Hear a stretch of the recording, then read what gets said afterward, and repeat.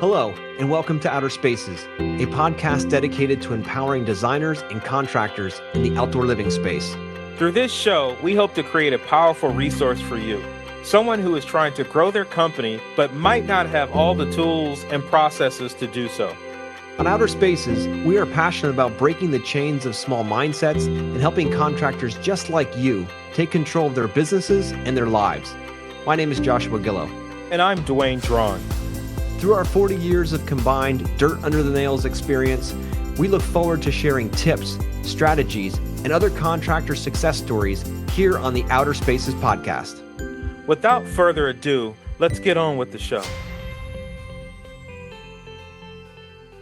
Hello and welcome back to Outer Spaces podcast. This is your host, Joshua Gillow, alongside my fearless friend, Duane. What's going on, Duane?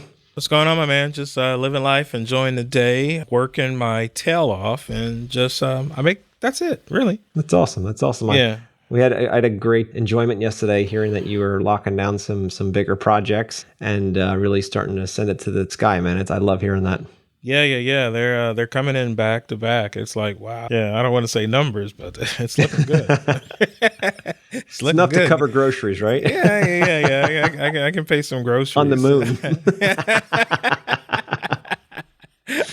I can pay some groceries. You said, on the moon. Yeah, on the moon you can get all your groceries for sure. Yeah. And probably get some change, right? Yeah, I'll get it delivered too. I won't even have to go to the grocery store. I'll go to the moon just to have the groceries delivered. I love it. That's a good one.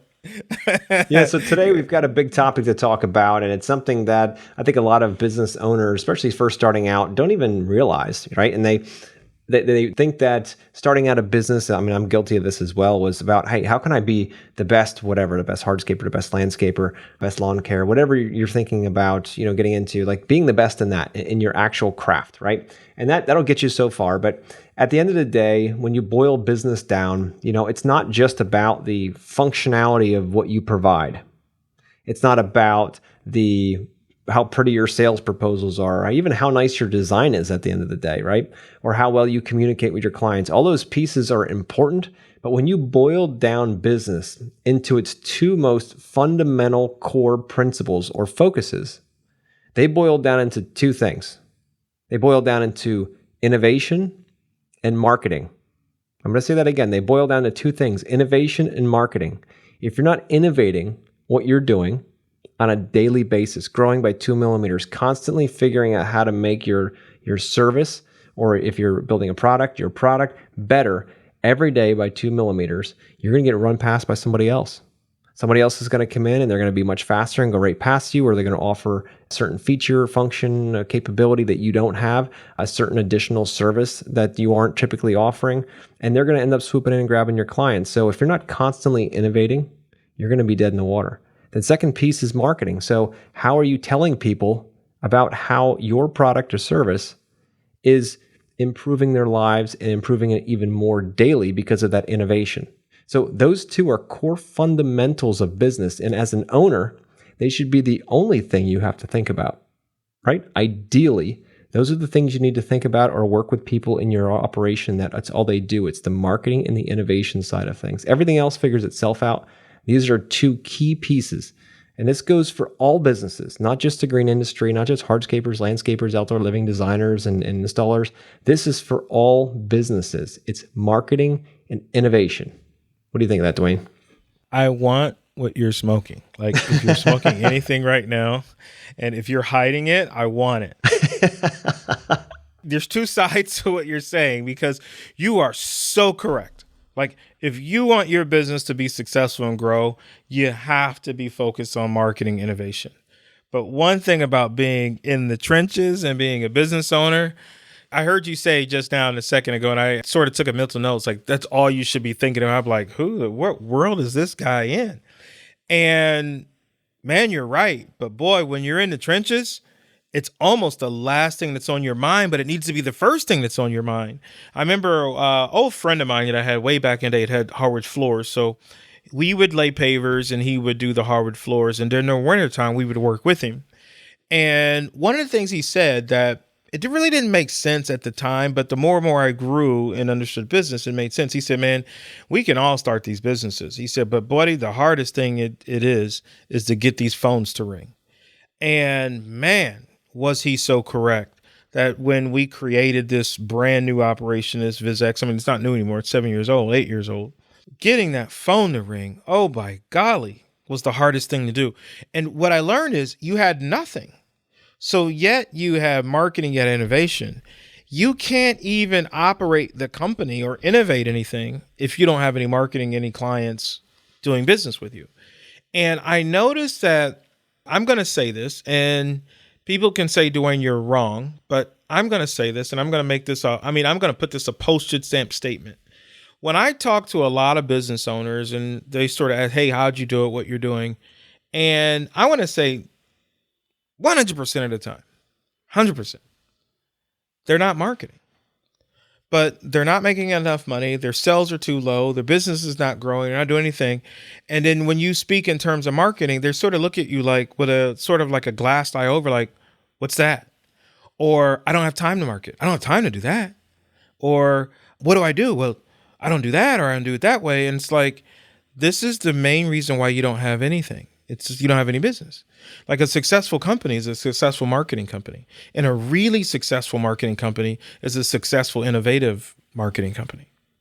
No, exactly. And, that's, I'm glad you see it as well, Duane, because so often you're right, in the trenches. And again, we were both there. It's not like I'm sitting here on some ivory pedestal and never understood what it was like to be in the field and lay pavers and plant bushes and do all that good stuff. I mean, that's how I grew up. You know what I mean? So anyway, the point is that it took me a long time in life to realize that business boils down to those factors. And once you become obsessed, absolutely obsessed with how you can market, i.e. communicate, in many different vehicles out there to do that, but to communicate what you do to your client, and not just, hey, we build outdoor living spaces, but how yours are more innovative, how yours are better serving your clients, how it's making them more comfortable, how it's making them or allowing them to invest less and get more, or whatever it might be, right? It's communicating that innovation to them. The more successful, the more efficient you are in doing that, in creating an environment where your client loves the way that looks and feels, the more successful you're going to be with that phone ringing, right? So as a business owner, those are the things you need to be obsessed about. Now,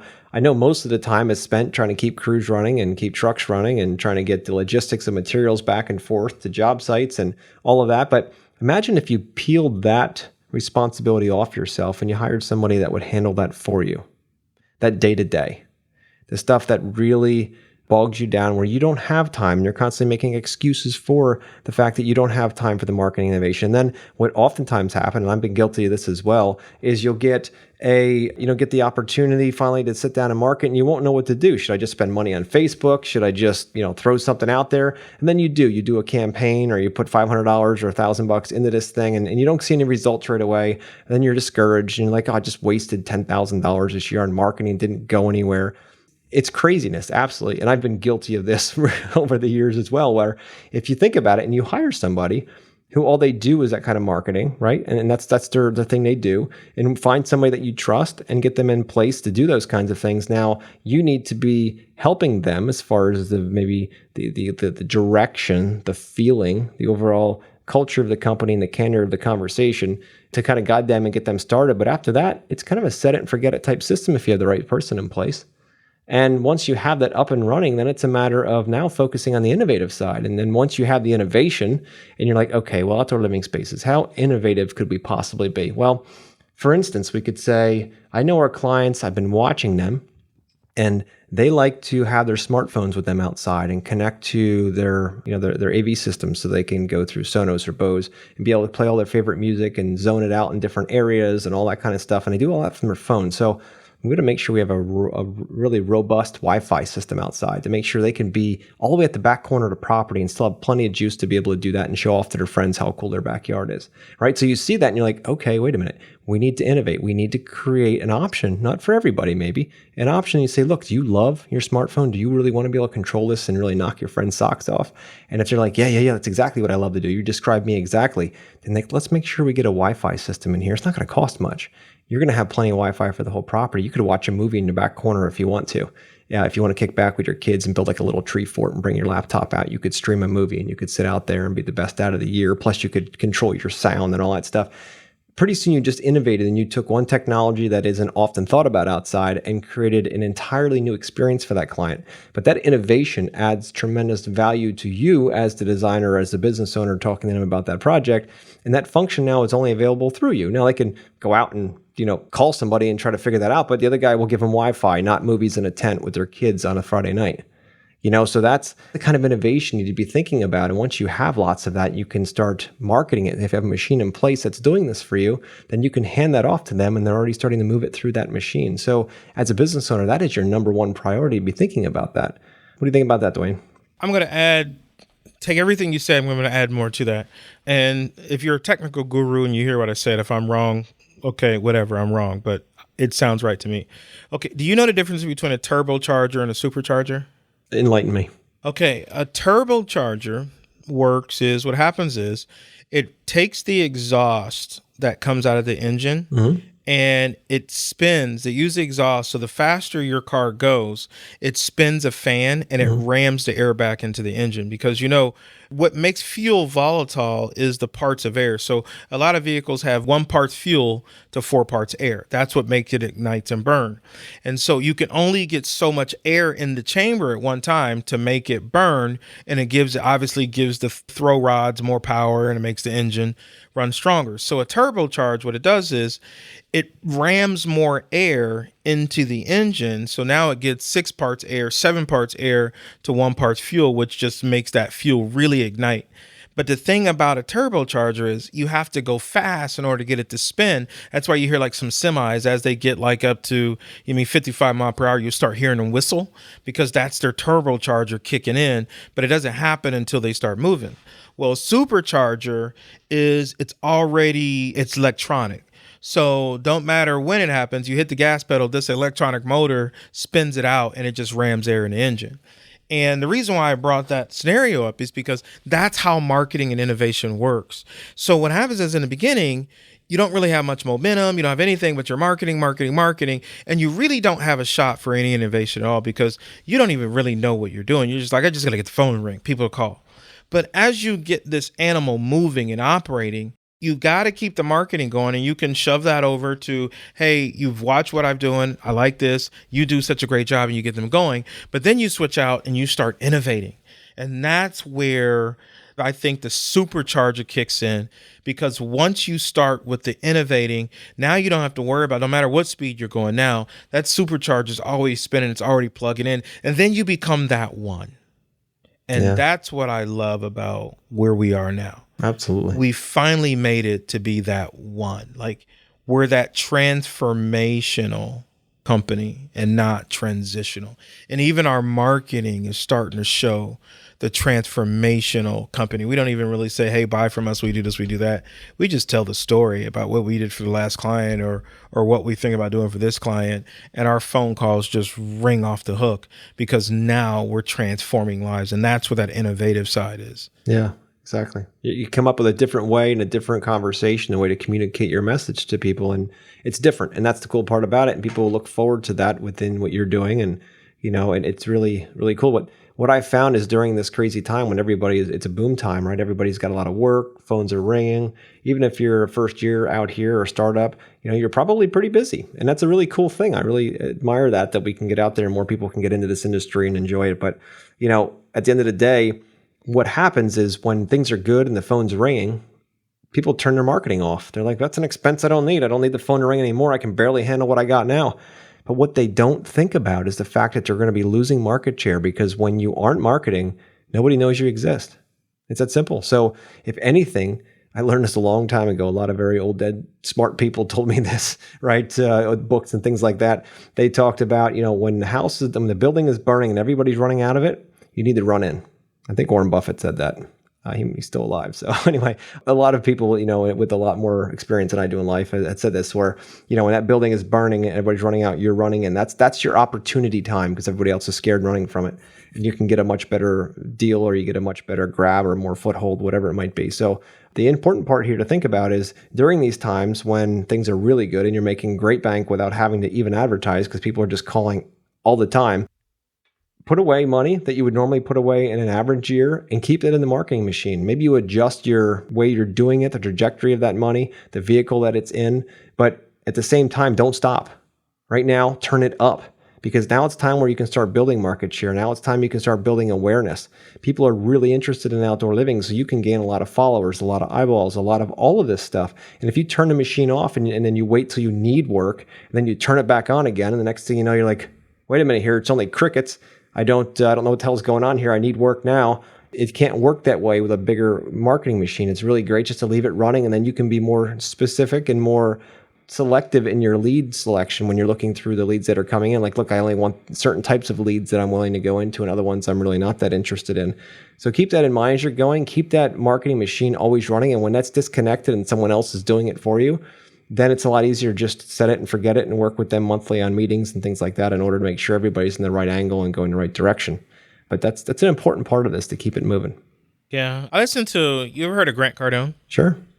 I listened to Grant before I think he knew he was Grant. It sounds funny, but it's some real talk. Like, it was really, I'm saying about 20 years ago, before Grant Cardone was really a household name. He was a car sales guru. Mm-hmm. And he made some videos, and I don't know if he made the videos because he was really good and he made it great at car sales, or he just made videos because he said, well, maybe I can make some money teaching people how to sell cars. So that's probably where he made his money. Probably didn't make it selling cars, probably made it teaching people how to sell cars.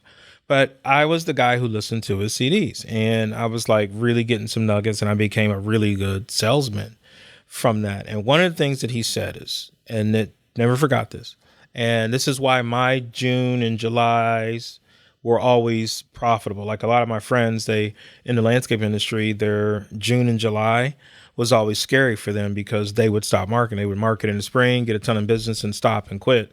And our June and July and August was always booming. Vacation time, we were always still booming, because Grant would say, when you needed to market, it's already too late.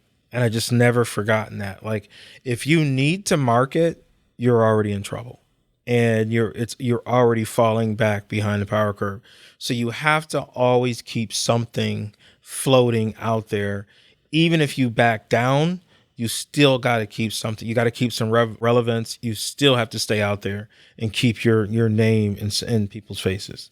Yeah, absolutely, 100%. And, it often marketing feels like you're wasting your money, especially, I like to think of it this way. When I first started out, and I hired a marketing agency and spent a lot of money for that. And I was like, thousands of dollars into this, and they created all these cool things, which I loved to look at. It helped with my ego, but it wasn't making the phones ringing, right? It wasn't turning sales. It wasn't this kind of thing for the first months and months, right? And then I get discouraged after 6, 8, 10 months of this $1,000, $2,000, $5,000 a month, whatever the hell the number was, didn't matter. And I'm like, man, nothing's happening yet. Nothing's happening. And then I shut it off, and I'm like, it's done. It's just a waste. The marketing is a waste of money. That's what I got stuck on. I'm like, marketing is a waste of money. It's better. Word of mouth is always better. That's just what it's going to be. I'm going to focus on getting more word of mouth work, and I'm not going to spend any more money on marketing. That was it. That was my mindset. I was like, done. But then I realized years later that I was a complete freaking idiot, because that's not the case. The problem is that marketing is not something you just turn on and it like water comes out of a faucet. That's not how it works. You got to prime that pump first. You got to make sure you're speaking a message that speaks to the people that actually want to hear it, right? You also have to be thinking about something that is critical in marketing. And that's, thinking about all the clients, if you're new in the business, thinking about your ideal client that you would think would be your ideal client. But if you've been in business any more than a year or 5 or 10 or 20 years, you know what your ideal client is. As far as if you could go down the list of clients you've worked with in the last so many years and say, you know what, if I had to pick my top 3 clients that I wish I could copy or clone, right? And just multiply them and work for that exact client over and over and over again, because their budgets were reasonable. They were awesome to work with. They liked your choices. At the end, you felt like they were family. Whatever your criteria might be for an ideal client, But you take 3 of those and then you write them out and you start figuring out what is common between those three families or those 3 people. And then you start getting, threads. You start seeing a thread here like, all right, well, they really enjoy family time, or they have 2 kids and 1 dog, or, they all drive Mitsubishi, like whatever the hell it might be, right? You start getting a thread of this and you say, okay, good. Now I'm getting a sense of who these people are, where they vacation, what keeps them up at night, right? What keeps them, what do they worry about? What do they hope to do? What is their why for doing a space like this? There's going to be commonalities. Once you find that commonality and you start realizing that those are your ideal clients, or not, the question is, you need to fall in love with those ideal clients. And obviously I don't mean physically, I don't mean, anything like that. What I mean by it is that you understand what drives them, because if you can communicate to them clearly, as you already have, because they are your clients, and then you can take that same message out to others that are similar to them, and then they'll respond in a similar way, right? If they really, for instance, don't like to live with regret, or want to have a really cool backyard to entertain because they love being the life of the party, or or your ideal demographic are aging in place and they want a space they can walk out with no steps and enjoy a space with their grandkids, something that's going to attract those grandkids back 5 days a week because they cannot wait to spend all the rest of their days with their family. Like whatever it might be, but fall in love with your ideal client, not your product or service. That's the big one, Duane. So many fall in love with their product or service. And if they're awesome at laying pavers, they just keep focusing on being more awesome laying pavers, but they're missing the big picture here. They're missing the connection to the client who's paying the bill. So if you stay close to those people, when your ideal client in a different economy, things change, the market changes, whatever, when they zig, you zig. When they zag, you zag. And then you adjust and innovate and remarket, change your marketing strategy to talk to them more clearly about what's going on today, what's prevalent today. If you don't, and it's just all about your service or your product, and you keep trying to think about how can I make my trailers fancier, how can I get my pavers in faster and all that kind of stuff, that's great, but you're missing the buyer side of this equation. It is so important to be focused on your falling in love with your ideal client so you can move with them, as opposed to falling in love with the side that is only for you then, which is that product or service, the ego side of it. Hey, why is this an issue in business? I think because it's easy to see what you do each day, right? So if you start out a business to, let's just say, lay pavers, right? You watch the videos online, you see everybody doing this, you start following some of the gurus, and you see that you take pictures of all kinds of cool projects. So for you, the end game or the goal is to be able to show pictures like that, because the ego, it's a human condition, right? The ego kicks in and says, I want to show that I'm this cool too, that I can do this too, because you can. So it's all about trying to show those big pictures for yourself. And then your client decides, you know what, I'm not in the pavers anymore because I'm getting sick and tired of weeds. I really want to get into this next new technology. And you're so fascinated and focused on doing the best bases and making sure the job sites look big so you can send your drone up in the air and fly around and take pictures so that on Facebook and Instagram that everybody can say, ooh, look how big of stuff he's doing now, or I'm putting 9 borders on a patio instead of 8. Like, just because you're trying to compete with them, and you miss and lose sight of what really matters, which is your client. But if your thumb is on their pulse by staying close to them and having conversations with them, and that being the focus of your innovation and your marketing is your client, the rest falls in place. That's the beauty of it all. But usually the ego gets in place with the building of things, because we love building shit, right? I love building shit. I love seeing things come to life. And I know most of us get into this type of work for that exact reason, because we can show a product that we built with our hands, and we can take credit for that amazing feat, which is incredible.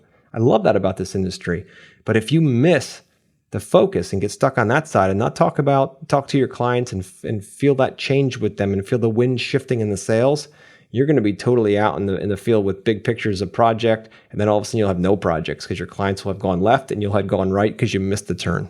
Yeah, there's such a huge sort of disconnect when it comes to that. Let's take this question deeper. Like, is there a psyche behind that? Is it a limited belief or something? Why, because I'm reading books now and I'm learning how to do it, but I'm still a victim. You do a job and it's all done, and thank you for the business, here's the check, and boom, you don't even talk to them. Yeah. And they were dope ass people. Like, you had a good time working together. You talked about life. You executed the job. They enjoyed what you did, but yet there's still this gap. Like, what causes that? Like, why? Yeah. When you say gap, could you clarify a little more? Like you're not talking to them anymore. Like the job is done and it's over with and tumbleweeds roll by. You know what I mean? Yeah, Like yeah. it's not, you mean you did the basic thing. You did the thank you send the thank you letter and that's it. But there's no relationship that's where the true marketing that's where the bread really hits the water, because these people, they did business with you, so they know your business and they know how you operate. They're going to be the very best, you know what I mean, marketing tool for you. Like you don't have to shoot a video, but they're going to talk about you. They're going to tell their friends about you. You mean, especially if you stay up with them. Like, why is there a stop? And I actually don't do it anymore. Actually, I pay a lot of attention to this, but why was there? And even when you knew you should have been doing it, like what is that psyche that does that? I think that what happens, and this is obviously a bigger question, but I think this is a simpler, small answer, is that because we're in business and we get excited about selling the job, right? That's the big thing. We killed it. We're bringing it home, right? We want to hand it off, possibly build it. Maybe that's the team's job. And then off you go to the next kill, right? So you're all excited. You're promising a lot in the front. You're giving them a great experience. And then all of a sudden, the check comes across the desk. You lose excitement in it. And you're like, now I got to build this thing. You know what I mean? It's like the whole thing shifts. That typically is the tipping point in most of these transactions, right? But what happens is it goes from being a transformation, the experience, your talk, your excitement goes from that transformational. We talked about this in the podcast, right? The transformational side into a transaction. And then the client feels that they're part of a transaction, not a transformation anymore. And then at the end, they're like, all right, great. This was fun in the beginning. You kind of did what you did in the middle. And now it's the end. Adios. See you later. We don't have that connection to you anymore because not that it's bad. It's just that they don't have the energy of that client experience from the very beginning to the very end. Wasn't a flat line or, have a bunch of peaks in it. It was more of a kind of a spike and then a drop. And then you just kind of got through it. So I think the difference is if you can take within your client experience, focus on getting that transformational feeling from beginning all the way through the end and bring that energy all the way through to the end. That's where I think you have that. That's where I think you get the Christmas cards from the clients. That's when you get the invites to the gatherings, the first parties in the back. That's when you get all of those free referrals that they're constantly talking about. Like, well, this guy's amazing. This team is amazing. This girl is amazing. They just kept going and going. Like, you're always delivering so much more than they ever expected. But most people expect a lot up front and then a drop off at the transaction, and then it becomes a transaction. And the secret to adding value to any, connection with a client or any type of a project like this is to keep that client experience transformational throughout. And that's no easy task, Duane. That's no easy task because we're magicians in our industry in what we do. If clients ever knew that even 20% of the rabbits we got to pull out of hats every single day just to make this look easy, it would blow their fucking minds. Yeah. It would blow their minds, the kind of stress that we're under, the 24-hour pressure to making sure this stuff lands on time, and then it rains, and then the trucks are stuck, and then this makes it feel like a transaction to us, a burden after we've sold the project. But how do we do it in a way that we can make it feel more transformational from beginning to end from the client, even if we're still feeling some of those pains, right? Because that's what it is. But for them, they don't feel it with us. So does that answer your question? Yes, sort of, kind of, but it answers the broad spectrum of what creates even the whole operation. So it does answer the question, but it's a total broad spectrum because as you're growing, you're sort of moving into an unknown.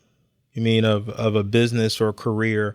You thought it was going to be some way, especially when you grow. Like, like when you look at the size of your company right now, you knew you wanted to build a company that did well, grew. You sort of didn't know that it was going to be like that. You know what I mean? And then you get it there. You're like, holy shit. Like, I don't even have enough time in the day. Like just, like we were even like for our podcast meetings that we have, you and I, we set up a few minutes before to have this meeting. We can talk about what we're going to talk about. And then, we're like, okay, let's do it today. And I have to call you up like, bro, I'm going to barely slide in. Like, when this thing's starting, the moment you hit the thing to come on, that's when I'm going to be sitting down to slide in. And oh, by the way, I looked at nothing. that you sent me today. You know what I mean? And if I did, if I had the courtesy to do it, it would have been illegal because I was going back from one meeting to the next meeting, and I'm in a meeting and I'm looking and I'm getting this stuff. So I think what happens is I think the whole world of what you create kicks in, but the demand of the client, the staff, the suppliers, the demand is still there, and they think you're like everybody thinks you're supposed to be a certain way. They're not even here yet. They haven't made it to the level of business that you're in, and they just think that, oh well, the other company does or this company does, and you were supposed to be. And I remember telling a client this year, and I said, this is not an excuse, but I need you to bear with me. I said, we've got so much business coming in that I don't even know if I'm going left or right. And I said, the problem that I have with this is I've never been here before. And as I was saying it, it's really when the words that I spoke really sort of hit me, because I was being so authentic. I've never been here before. I've never had this many clients come in. I've never had this many crews out there working. I've never, well, I'm not going to say I've not managed this type of money, but it's a different type of money, a different type of thing that I'm managing. But I've never done this before. And so now I'm trying to figure out how to do it and still keep that same soft touch that I've always had with my clients and build that operation that's there. Yeah. So there's a lot to that. I think the more you move on is the more you contact your past clients. And I think it depends on what type of project it is and how you got through it. I think maybe in our industry, how we contact them. What I can say though, is when I was the paver patio company, I always felt like we weren't getting paid enough. So we would just do a patio, do a wall, do a step. So if a client was calling us up, something was falling apart. And we were like, man, I got to deal with that. Now, because we've changed those practices and we don't really care what it costs. If you don't want to pay for that type of quality, we just won't do it. But now we have that type of quality where stuff doesn't move or fall apart. And we had an issue with the pergola.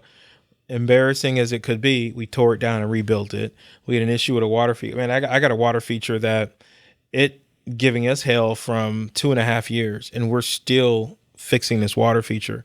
And the client 1 minute is nice to us, 1 minute he's mad to us, the next minute he's like, get this shit out of here or give me my money back. And we're still working to get it done. And the problem is it's not our problem. It's the water feature manufacturers and the materials that we bought, but it's already built in there. And so now it's like either we take it all out and go out of our pocket to fix something that they sold us, you mean? But it's just that reoccurring conversation you're having with the client.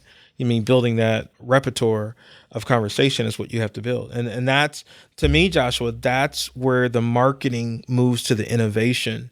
And it's marketing and innovation because you're keeping this conversation going. Like you and I don't have to market at all, but I think we do just to show the world. I think I'm to the point where I don't have a ton of business where, I have enough business to manage the people. I guess the best way to say it is, I don't want to sound like I got a ton of shit, but I have a lot of business for the amount of people that I have on staff. Mm-hmm. If that makes any sense. Sure. As I grow and we need more business and more revenue, we would have to do more marketing, more things. But the amount of staff and the amount of people that I have in place, I have a lot of business. So I feel like now I'm marketing sort of like a McDonald's. Like, the calls are coming in and McDonald's doesn't need to put one commercial out, but they're putting commercial out to let you know we still run this shit. You know what I mean? Like we still got these burgers and we still got these fries. Come over here and get some of these junks. You know what I mean? And they still here, even though you don't have to look at the menu, you know what you want, but we still got these junks in here and come get these fries. Thought I'd drop some slang on you on that one too. I saw that. That was nice. I may have to get the definition of junks here pretty soon. But you're right. Think about it, Duane, the same concept. Think about McDonald's. Do they need to advertise? Really? Everyone knows what McDonald's is, but if they aren't in front of your eyes all the time, you then start having choices. You start thinking somewhere else. And even though you want to go there for that experience, you might try somewhere else. But if you're constantly seeing stuff from them, you're constantly like, all right, yeah, that's right. I remember. I like that. That actually looks really good. Let's do this. Let's do that. So same thing with your marketing now, even in the outdoor living sector, or, regardless of where you are at this point, it's more about constantly staying in front of your people, the right communication, the right topics, what's bothering them, what's on their mind, how you solve those problems. That's all part of that marketing machine, and what vehicles are best, whether it's social media, whether it's ad space, whether it's radio, whether it's billboards, whatever it is. It doesn't really matter. It's more about making sure you keep in front of your ideal client. You have to know if they travel a lot. You have to know if they work from home constantly. How do you get in front of them? Social media has been the great equalizer that way, because 99% of people with cell phones are on social media of some sort. Which one are they on?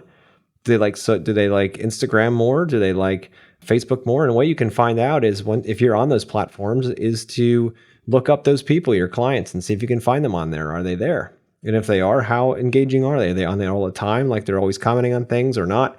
And when you do that, you get a better sense of what platform that they use more. And you can even ask them too, just in conversation, what do you guys normally prefer, Facebook or Instagram? And they might say, oh, we love Instagram. Facebook is something I go on to talk to my friends once in a while, but Instagram is really where I go for design inspiration and this kind of thing, since it's kind of built more for that, right, with pictures. So it's a matter of thinking about where they are, because if you have all the right things to say, you have tons of money behind it, but you end up putting it in the wrong boat and shipping it out, you think it's going to end up on the right island? It's not going to. It's going to end up in the wrong one. I was actually going to jump in on that. Man, that's a perfect segue. I think it's one of the biggest problems that a lot of marketing has right now too is that there is money behind the engine.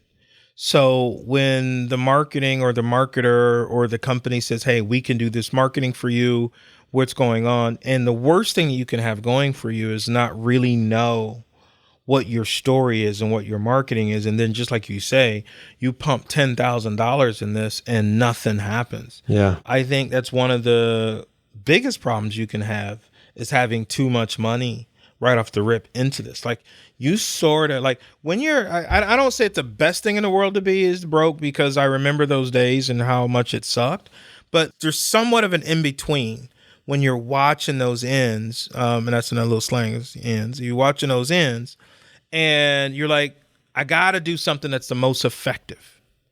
And what's the most effective? I'm going to drop this over here. I'm going to put this over here. Which is going to give that most effective? So that's a dope, little innuendo that you brought up. Like you got to know where to put it. You just can't give somebody some money, and that's one of the biggest mistakes that's made. I see that, and they say, "Oh, marketing sucks." And I used to say the same thing. Marketing sucks. It's a big waste of money. Social media, big waste of money. I put all this money into it, put $1,000 a month in ad spend, and nothing happened. And you're like, oh God, that means if I have to do it for 12 months, that's $12,000. I don't have $12,000. I was hoping 1,000 or two would get me through. And then come spring, you get all these calls. This is great. And then it goes back down and you cut the ad spend and now you're back to nothing again because nobody knows who you are or what you're doing. So, one of the big things that helped us a lot years ago was I read a book called Story Brand by Donald Miller. And he talks about creating a story around your brand. And when you do, and you get that nailed down and get your brand script nailed down, it's a process you can go through with those guys. And what will happen is you'll now have a story that you can communicate to your ideal client, right? Assuming that you understand who they are and what they need. You have that story. Now, when you hand your story off to a marketing agency, they then can be like, okay, I get exactly what they're trying to talk to people about. So all of your different assets that they're going to create for you, whether it's a video like you'll create, or they'll create some kind of digital picture or whatever it might be, right? That it is all tied back into that conversation you had on that brand script or your story for your company, so that you don't have to every single time go out and say, okay, guys, this week we're going to talk about this, and pretty soon you're directing your marketing director, you're managing them. And I'm like, then you're doing an additional job, which you're not supposed to have to do. But if everybody knows the story, just like if you picked up a book and you read the book and you said, all right, well, that's a great book. Everybody can talk about the story that's in that book because the story's in a book, right? It's beginning to end. You can read it. It's the same story for everyone who reads it, right? So there might be different interpretations here and there, but the reality is the core story is always the same. Create a story for your business, then that marketing agency opens the book, they read it, they look through and it's like, great, I know exactly how we're going to create assets for your business because it comes from a story which came from your heart. You're good to go, right? There's not a whole lot of thinking that has to be put into that every single month where you got to come up with all these different titles and thoughts, and because that takes a lot of time. But if you have a good agency, they're going to be able to, or a good person, whatever that looks like, they're going to be able to do a lot of that for you, which helps keep your time focused in the innovation side, which is where you need to be, right? that's creating content if you're on job sites or you're shooting stuff or you're explaining why you're doing it a certain way or you're showing your detail or you're showing your different videos that you're making or explanations or just night shots, like a million different ways you can do it to make yourself look different, or even your drone shots and all those kinds of things. So, it's focusing on, you could be very innovative with your marketing. And to my point there, you can have a lot of fun with that and differentiate yourself. But marketing and innovation, guys, is the two things you need to be focusing on in your business. And even if you're overwhelmed with everything going on in the field and trying to manage your company, you need to step back and think about what are you doing to market and innovate so that you can stay ahead of the curve and constantly keep fresh ideas coming to the table and keep it fun too, right, Duane? If you keep doing the same thing over and over and over and over and over, the drudgery alone will kill you, right? But if you are constantly innovating and changing, it's fun, it's different, you're growing.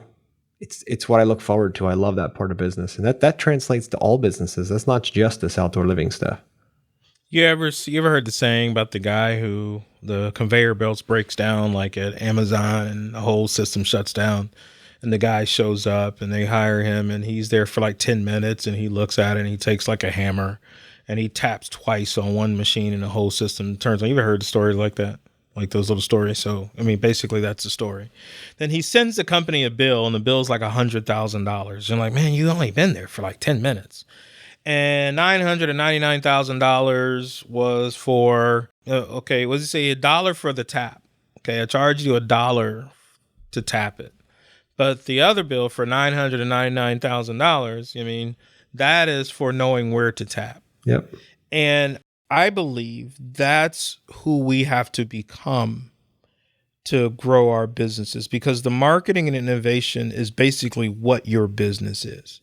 And so hiring and bringing these people in, like you're saying, they have to understand the why and the flow of who we are. Like anytime the business is not making money, where's my why at? And that's whenever I feel like I'm spinning out, what's up with my why? Am I on my why? Am I in my why? And why? Another question, is that so, like, why is that something that's like mystery in the beginning? Like the why, like, man, you got to define your why. When I first heard it, like, what the fuck is a why? Yeah. Like, why did I hear anything about that? But man, when you define that why, whoa, you got to watch out, know? That's right. Most business owners' whys is because I got to pay the bills. I want to make some money. I don't have a job now. I just quit. This is all in, baby. I burned the boats. We're ready to roll. My why is because tomorrow I don't have an option. This is what it is. And we go into business that way, but oftentimes it sticks with you. And it sticks with you throughout, and then you get stuck on a plateau because that'll only take you so far when only you are doing it. And your why is just to make enough money to pay all the bills and yourself.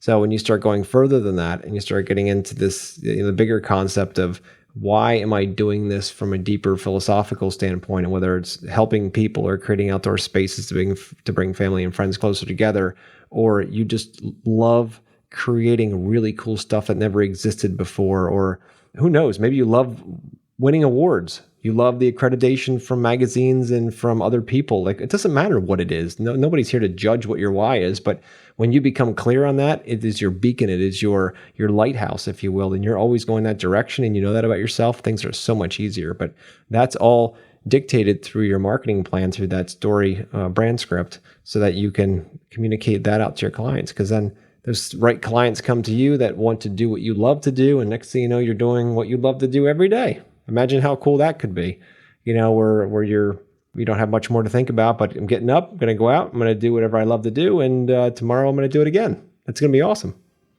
Yeah, it's going to be really cool. You get caught in that cycle. You get caught in that cycle over and over again. And I think that's why you're not marketing and innovating. And it's the same thing over and over again. And you hear the guy, well, I just had to do it because the client wanted it. And you did that job because you needed some money. And the only reason why you needed some money is because you're not doing the jobs that you really want to do. Yeah, that all comes from because you're not innovating. You're not marketing that innovation and all of that. So, here we're going to wrap up. The one thing I can say as far as something to think about with your business is, since we know that it's marketing and innovation, it's all business boils down to, is become obsessed, absolutely obsessed with marketing and innovation, and just sit back and watch how incredibly far your business will take you.